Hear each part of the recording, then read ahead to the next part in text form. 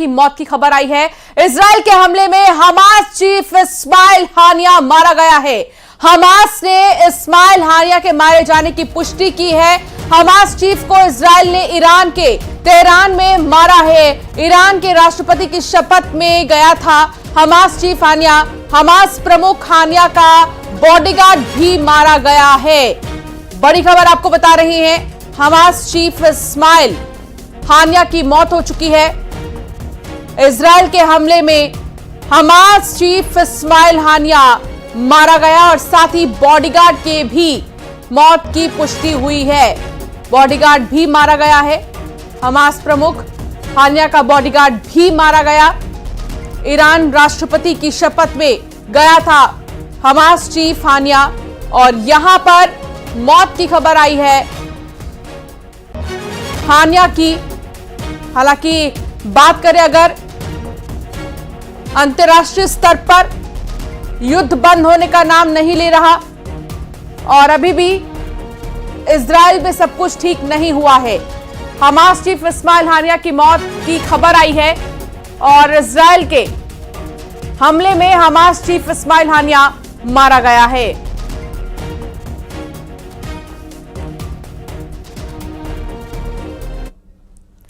केरल के वायनाड में भारी बारिश के कारण हुए भयानक भूस्खलन में मरने वालों की संख्या बढ़कर 151 हो गई है। यह आंकड़े केरल सरकार के स्वास्थ्य मंत्री की तरफ से जारी किए गए, तो वहीं 128 लोग घायल हैं जिनका अलग अलग अस्पताल में इलाज चल रहा है।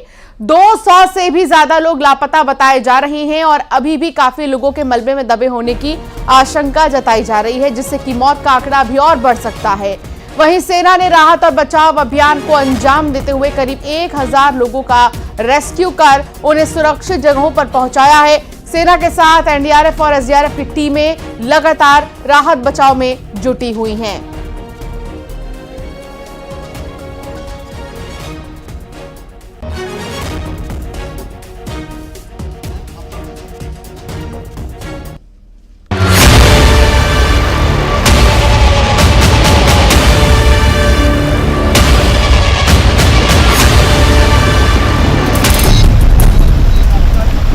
केरल के वायनाड में तेज बारिश की वजह से सोमवार देर रात 4 अलग अलग जगहों पर लैंडस्लाइड हुई। रात 2 बजे से सुबह 6 बजे के बीच हुई लैंडस्लाइड में 4 गांव बह गए। घर, पुल, सड़कें और गाड़ियां बह गई।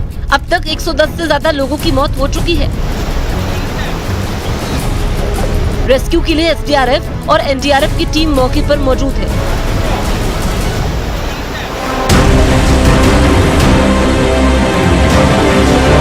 भारी बारिश की वजह से वहां पहाड़ का एक हिस्सा खिसक गया, जिसके बाद वहां तबाही मच गई। पहाड़ों की ढलान से आए पानी और मलबे की चपेट में आकर कई गांव पूरी तरह तबाह हो गए। पानी के साथ पहाड़ों से आई बेहिसाब मलबे ने तो कई गांवों का नामो निशान मिटा दिया।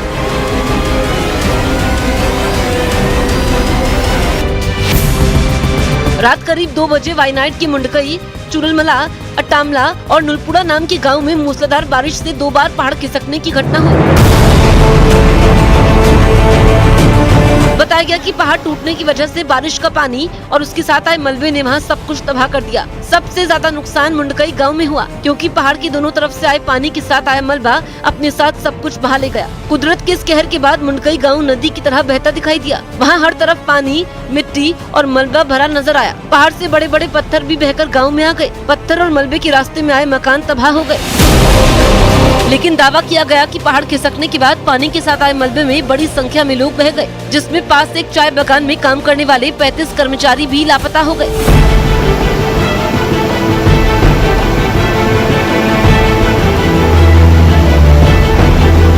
इस भयानक हादसे के बाद वायनाड के चारों गांव में एनडीआरएफ और एसडीआरएफ की कई टीमों ने बचाव अभियान शुरू किया। तबाह हो चुके चारों गांव में फंसे लोगों को निकालने का काम शुरू किया गया। वहां से आई एक तस्वीर में कीचड़ में सना एक आदमी रस्सी के जरिए गांव में फंसे लोगों की मदद में जुटा दिखाई दिया। इसी तरह एनडीआरएफ का एक जवान रस्सी की मदद से एक तरफ से दूसरी तरफ जाने की कोशिश में जुटा रहा।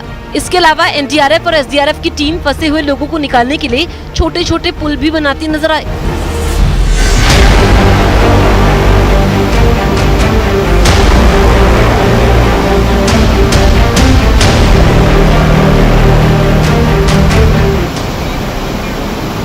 सैलाब के साथ आई बड़ी बड़ी चट्टानों ने वहाँ सब कुछ तबाह कर दिया। बताया गया कि मकानों के बाहर खड़ी गाड़ियाँ पानी की तेज बहाव में कागज की नाव की तरह बह गयी। कुछ गाड़ियाँ मलबे में दब गयी। पहाड़ से मलबे के साथ गाँव में लकड़ियों का ढेर भी पहुँचा।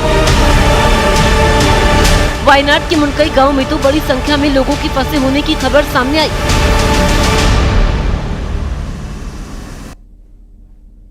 वायनाड में आए कुदरत के कहर की मार सबसे ज्यादा उन 4 गांव में दिखी है जहां पहाड़ों से गिरे मलबे ने पूरे गांव को अपने आगोश में ले लिया।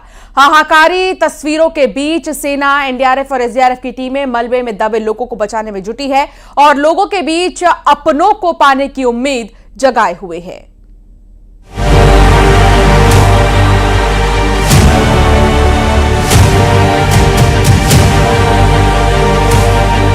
वायनाड के मुंडकई और चुरलमला गांव में पहाड़ खिसकने से आए सैलाब में गांव के ज्यादातर मकान बह गए।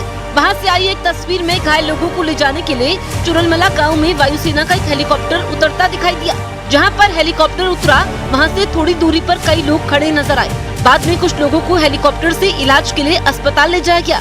बचाव अभियान में जुटे लोगों के मुताबिक चुरलमला गाँव में करीब 400 मकान थे, लेकिन पहाड़ खिसकने की वजह से पूरा गाँव ही तबाह हो गया। बताया गया कि बड़ी संख्या में गांव में रहने वाले लोग मलबे के नीचे दब गए और जो बच गए वो बुरी तरह घायल हो गए। इसीलिए उन्हें अस्पताल पहुंचाने के लिए वहां वायुसेना ने बचाव अभियान शुरू कर दिया। मुंडकई विलेज है, वहां पे हमारी टीम अभी जा रही है। कल जो वहां से विक्टिम्स, जो इंजर्ड विक्टिम्स है, उसको निकाला गया है। अभी अब जो भी कोलैप्स बिल्डिंग घर होगा उसमें कुछ विक्टिम्स ट्रैप्ड हो सकते हैं, उस पे अभी हम लोग काम कर रहे हैं। पहला हम लोग का काम है कि रिवर क्रॉस करके उस साइड मुंडकई विलेज में हम अभी अपनी टीम को भेज रहे हैं। एनडीआरएफ और एसडीआरएफ के जवान मलबे में फंसे शवों को ढूंढने में जुटे हैं। वहां से सामने आई तस्वीरों में एक रस्सी की मदद से एक जवान उन लोगों तक पहुंचने की कोशिश करता दिखा जो रास्ते बह जाने की वजह से फंस गए थे, क्योंकि सैलाब की वजह से कई सड़कें भी पूरी तरह तबाह हो गई। लेकिन मौसम विभाग ने अभी और तेज बारिश का अलर्ट जारी कर दिया है।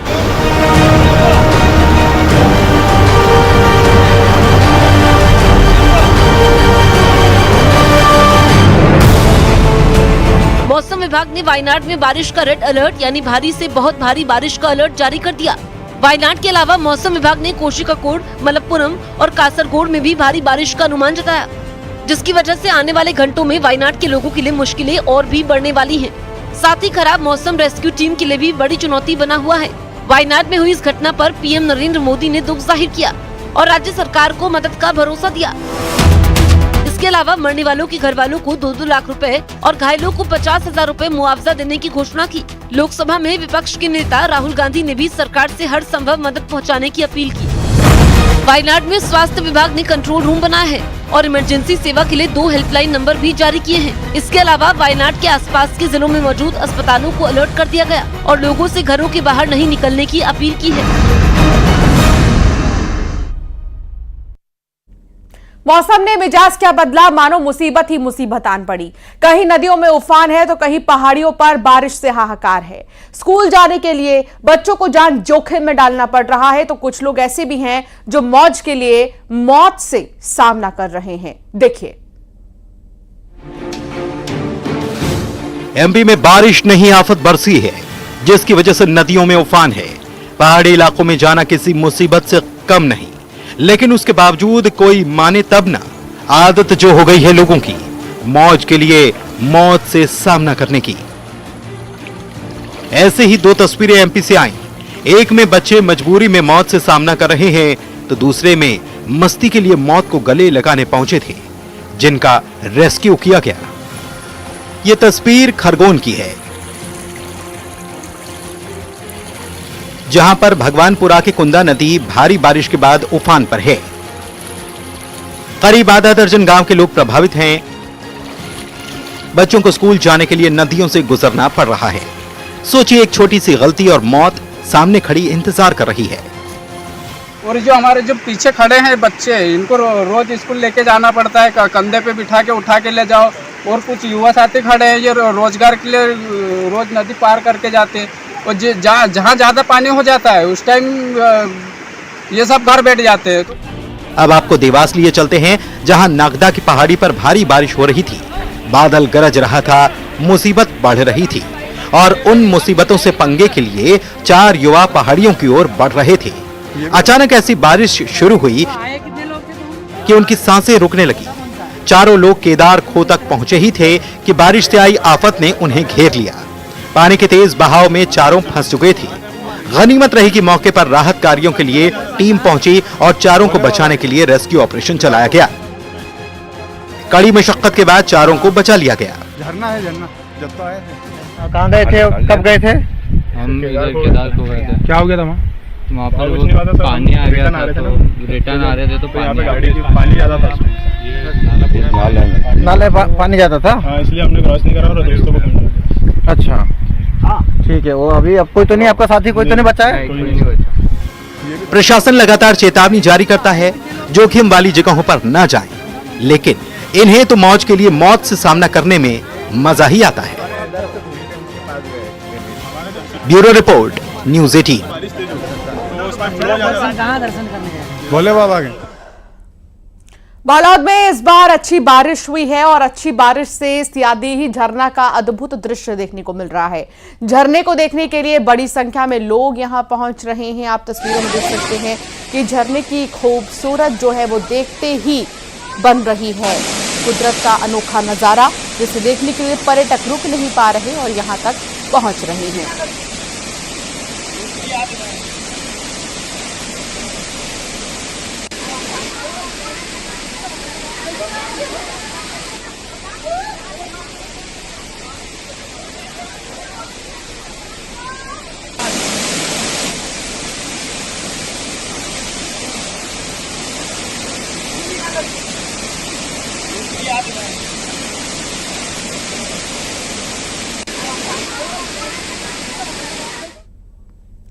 क्या आपको ब्लू व्हेल गेम याद है, जिसमें टास्क के जरिए खिलाड़ी को आत्महत्या के लिए मजबूर किया जाता था?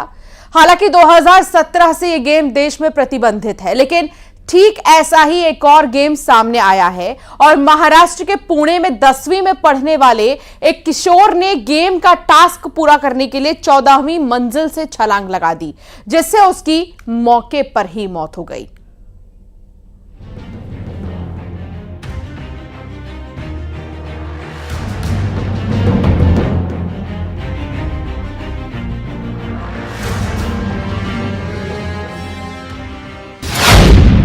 ऑनलाइन गेमिंग में टास्क,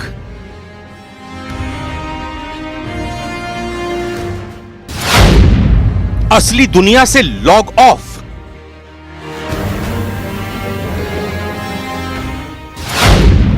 14वीं मंजिल से कूदा छाद,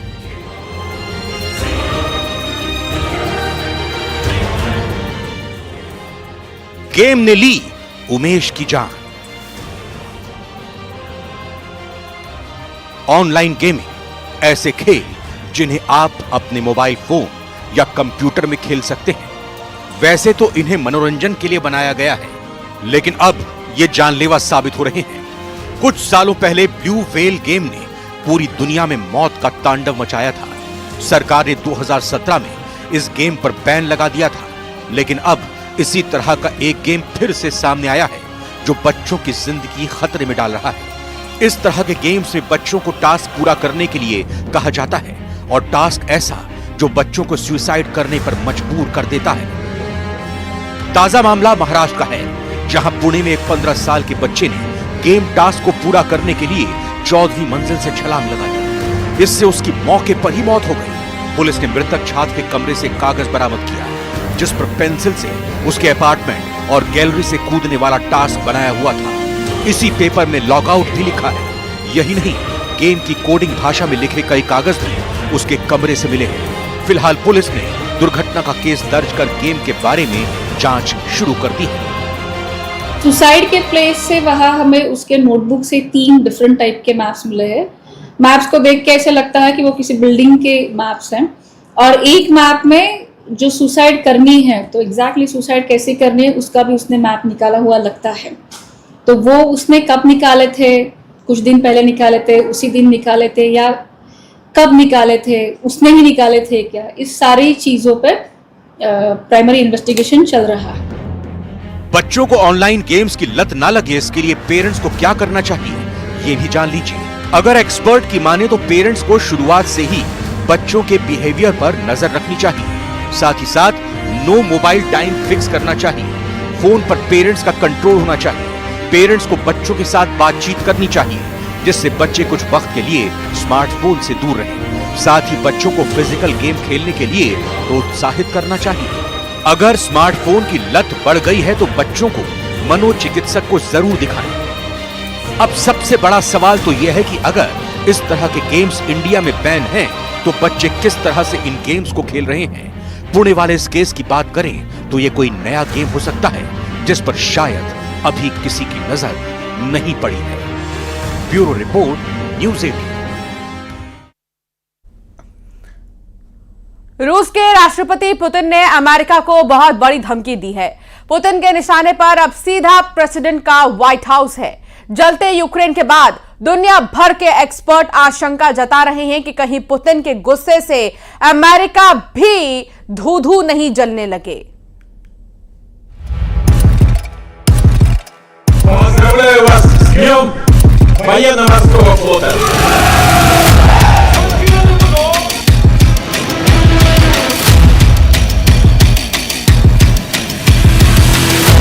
Здравствуйте, моряки! अपनी फौज के सामने ये पुतिन की हुंकार है। Морского флота России! इस हुंकार की गूंज अमेरिका के व्हाइट हाउस से लेकर नाटो के चप्पे चप्पे तक पहुंच चुकी है। पुतिन के निशाने पर सुपर पावर का पावर सेंटर यानी व्हाइट हाउस आ चुका है। मिसाइलें सेट हैं। मिसाइलों का ट्रिगर पुतिन के हाथों में है। यह ठीक वैसे ही है जैसे अमेरिका के राष्ट्रपति का दिमाग रूस के आसपास ही घूमता है। वैसे ही पुतिन के निशाने पर 24 घंटे सिर्फ व्हाइट हाउस रहता है। पुतिन के दिमाग में हमले का ब्लूप्रिंट तैयार है। उनके दिमाग में व्हाइट हाउस पर हमले की एक एक बारीक कड़ी फिट हो चुकी है। अगर अमेरिका ने कोई भी चाल चली तो पुतिन परमाणु बम का ट्रिगर कभी भी दबा सकते हैं, जिसके बाद व्हाइट हाउस ही नहीं दुनिया का क्या होगा ये किसी को नहीं मालूम।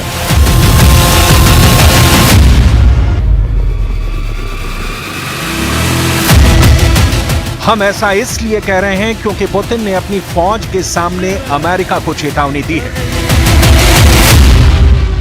कि सुधर जाओ वरना उड़ा देंगे।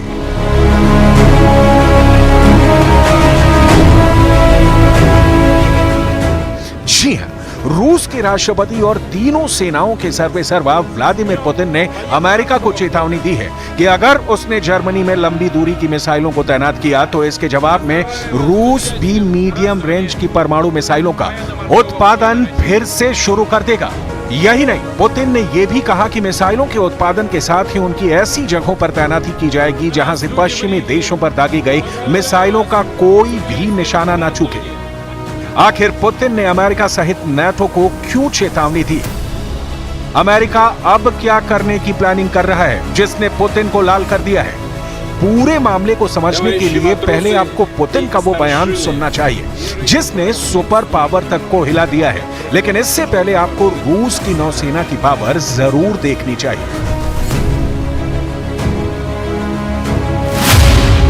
डिस्ट्रॉय, पनडुब्बी, समंदर के बीच से मिसाइलों की लॉन्चिंग,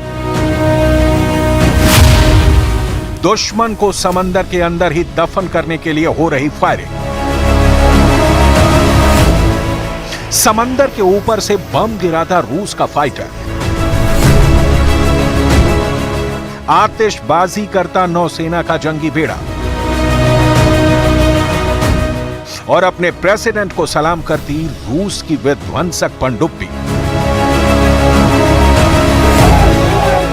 रूस के नेवल डे की इन शानदार झांकियों ने प्रेसिडेंट पुतिन को जोश से भर दिया और फिर पुतिन ने वो बयान दिया जिससे अमेरिका से लेकर नाटो के 32 देशों के पैरों तले जमीन खिसक गई।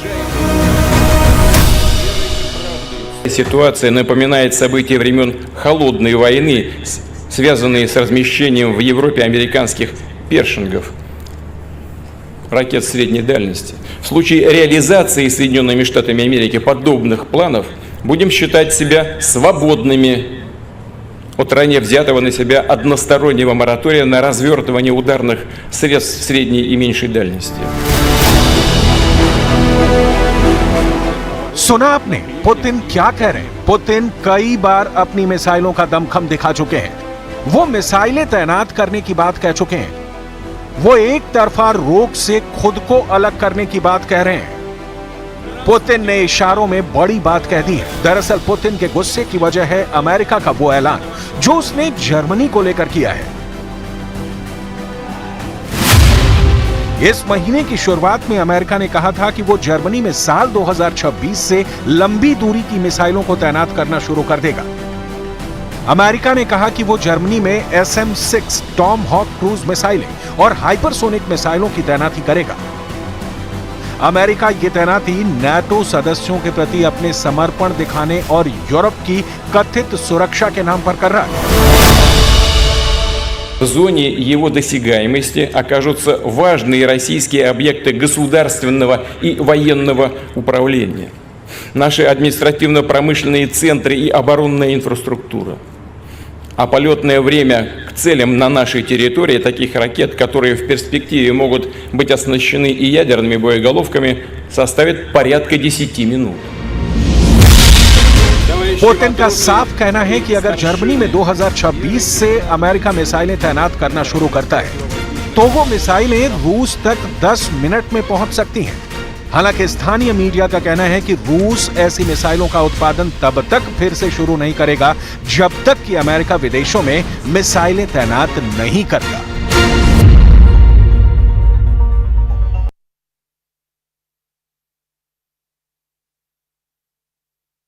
प्रोजेक्ट वन ट्री का समर्थन किया। उन्होंने कहा कि संसार में तेजी से प्रदूषण बढ़ रहा है, तापमान और मौसम बदल रहा है। हमारी जिम्मेदारी है कि हम अपने पेड़ों को बचाएं और इस दुनिया को एक बेहतर बनाएं। I stand in support of Network 18's project One Tree. As you can see, we are living in this world where there's so much pollution happening, our temperatures, the uneven weather conditions, and I believe it's our responsibility as human beings to save our trees and make this world a better place.